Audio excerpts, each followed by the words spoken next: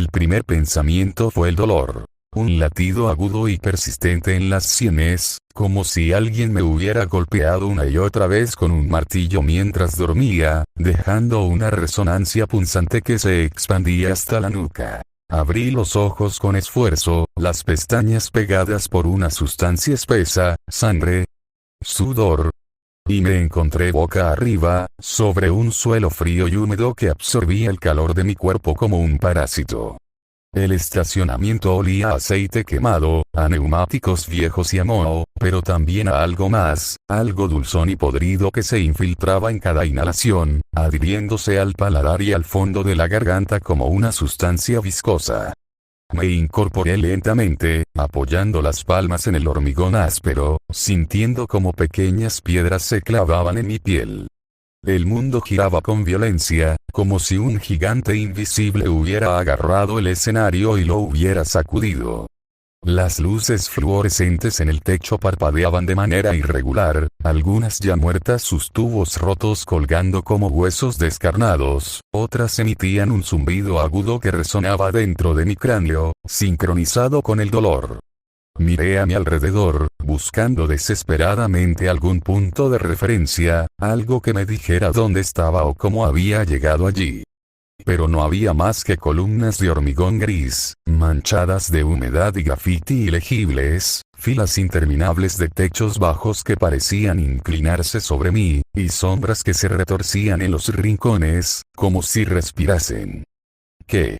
Mis labios estaban secos, la voz apenas un susurro ronco. La última cosa que recordaba era caminar hacia mi coche, los pasos resonando en el silencio del estacionamiento del centro comercial. Había trabajado hasta tarde otra vez como siempre, y el lugar estaba casi vacío, solo el eco de mis propios pasos y el rum rum lejano de algún motor que nunca se acercaba. El aire había estado cargado con el olor a lluvia reciente, el asfalto brillando bajo las farolas anaranjadas. Y luego, nada. Un vacío abrupto, como si alguien hubiera arrancado una página del libro de mi memoria. Pero esto no era un sueño. El hormigón bajo mis manos era demasiado real, demasiado frío, y el dolor en mi cabeza demasiado intenso. Me levanté con dificultad, las piernas temblorosas, y decidí caminar. Tenía que haber una salida, una escalera, una maldita señal de emergencia que me guiara fuera de aquel laberinto de cemento. Cada paso que daba resonaba en el silencio opresivo, demasiado fuerte, como si el estacionamiento estuviera diseñado para amplificar cada sonido, cada respiración, cada latido acelerado de mi corazón. Mis zapatos crujían sobre fragmentos de vidrio y gravilla, y el eco de mis movimientos se perdía entre las sombras. A mi izquierda, un sedán azul descolorido, con las puertas entreabiertas y los asientos desgarrados, exhibía su interior como las entrañas de un animal muerto. Más adelante, una camioneta blanca, su capó abollado y cubierto de arañazos profundos, parecía haber sido abandonada apresuradamente. Las ventanas empañadas reflejaban mi figura distorsionada, como si algo dentro de ellas me observara.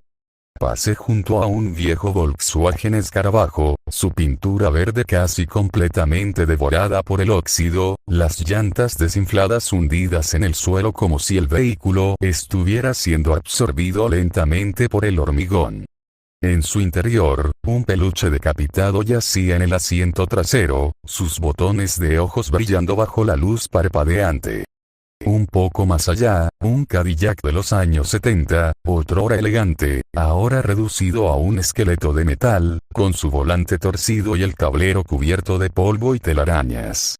Ninguno de los coches tenía matrícula. Ninguno parecía haber sido usado en años. Eran cápsulas del tiempo de un pasado que no entendía, testigos mudos de algo que mi mente no podía o no quería recordar. Entonces lo escuché. Un crujido. No era el sonido de un paso, ni el rechinar de un metal. Era algo más orgánico, como huesos rozándose bajo la piel.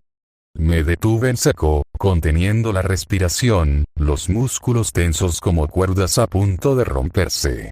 Algo se movía entre las columnas. No era un animal, no había nada de la agilidad felina o el rastro de un roedor. Tampoco era una persona, su silueta era incorrecta. Demasiado alta, demasiado delgada, con brazos que colgaban como cuerdas flojas, casi tocando el suelo. No caminaba. Se deslizaba, como si sus pies ni siquiera tocaran el suelo, como si flotara sobre una corriente invisible. El corazón se me encogió, convirtiéndose en un puño de hielo en mi pecho. No me ha visto, retrocedí lentamente, buscando desesperadamente un lugar donde esconderme. A unos metros había un viejo camión de carga oxidado, su pintura descascarada revelando capas de óxido como heridas abiertas. Me agaché, sintiendo como las rodillas protestaban, y corrí hacia él, deslizándome por detrás de una de sus ruedas desinfladas. El metal olía a óxido y gasolina vieja, a años de abandono. Desde mi escondite, observé. La cosa seguía allí, inmóvil. Y luego, de repente, giró la cabeza. Directamente hacia mí. No tenía ojos. Solo dos hundimientos oscuros en un rostro pálido y alargado, como si alguien hubiera esculpido su figura en cera y luego la hubiera dejado derretirse bajo el sol.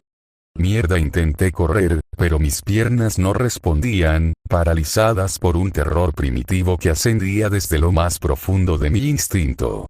Pero antes de que mis músculos reaccionaran, estaba ahí, encima de mí, sus dedos demasiado largos, demasiado huesudos, terminados en uñas negras y astilladas cerrándose alrededor de mi cuello con una fuerza antinatural. No hubo tiempo para gritar. Solo un chasquido seco, como el de una rama rompiéndose en mitad de la noche. Y luego, oscuridad.